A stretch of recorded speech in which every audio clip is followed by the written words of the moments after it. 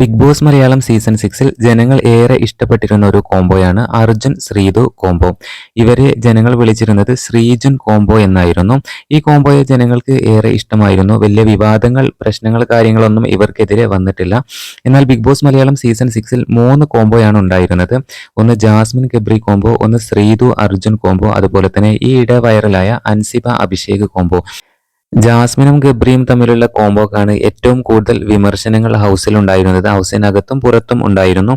എന്നാൽ ഏറ്റവും കൂടുതൽ ഫാൻസ് ഉണ്ടാക്കാൻ ഈ കോംബോക്ക് സാധിച്ചു എന്നുള്ളതാണ്.